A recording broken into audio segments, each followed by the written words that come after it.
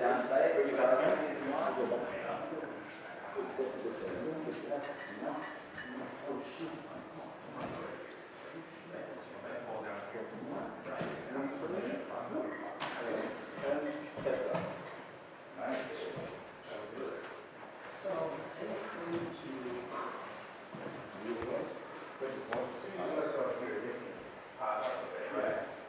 So are you just looking for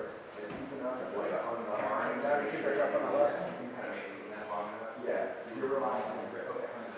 Yeah, and I'll show you guys what to do. Yeah.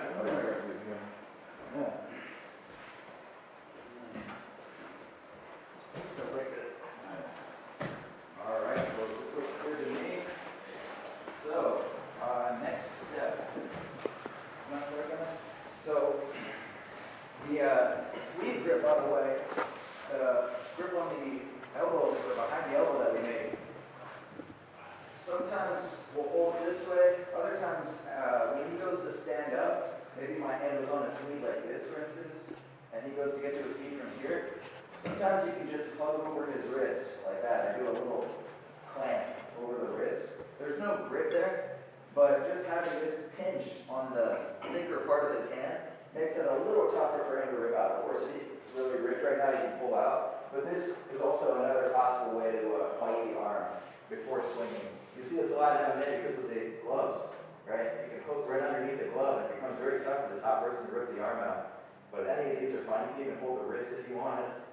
Now, any of these grips are pretty temporary, right? So if I have this neck, like I said, I have the collar, or I have this, holding the head down, there's really no ripping his arm out from here. I have good posture control. But if I go to let go of this as I'm swimming, my hand under, if he starts to posture up really tall and rip his arm back, of course there's no arm bar anymore, right? So right away from here, we're going to almost use it as a setup. If he doesn't rip out of the arm bar, great, we're going to get the arm bar. But you can set this up so that you can anticipate that the person's very likely going to rip out of the arm. So I kind of open my legs wide and let him rip out. And now I'm going to drop my foot here to catch his heel. This leg, which was going to go over his head, is now going to swing and go all the way around under his butt on this side. So I go here. Right? And then end up with a knee bar. You could probably go for a toe in this position too. Either way. 1, 2, or 3. Okay? So one more time. This is Mo's channel. Mo does this one? Oh, he's going to. So you're going to stand up, right? I feel him already ripping out of the armbar, so I'm letting my hips drop, hooking my toes on the hip. So this hook right here is what allows me to keep my hips engaged with him. See that? So I don't want my hips to be down on the ground and I'm like grabbing around his foot. I want my hips to slam in above his knee. That's what puts him on his butt. So I do this. Okay? But the key is where I tuck my foot in. It's got to be inside. Above his leg, not down here. So right when that outside leg swings, I'm catching like up here under his thigh. And then once I end up on my side, you can bring both feet out and cross like this. Some people like to triangle the legs. You can triangle the other way. Whatever feels tight to you to finish.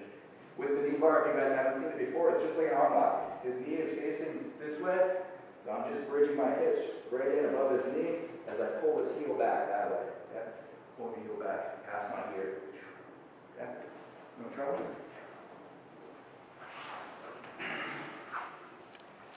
Over here, he gets his grips. Boom. I stand up. He goes for the arm bar. I manage to rip out.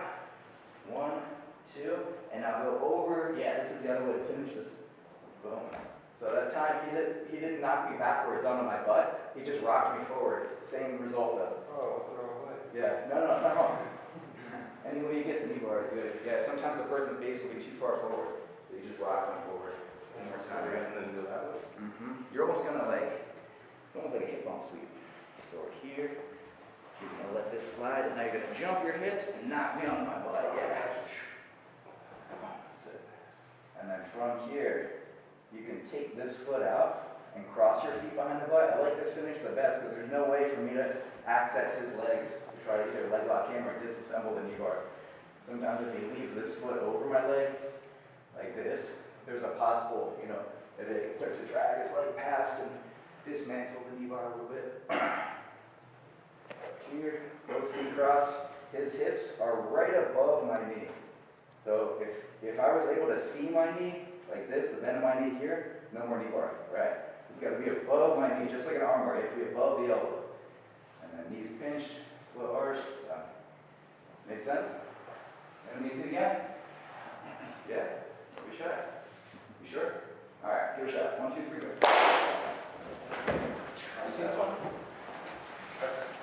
Variation. So going, switching like, you get. Yeah. Yeah.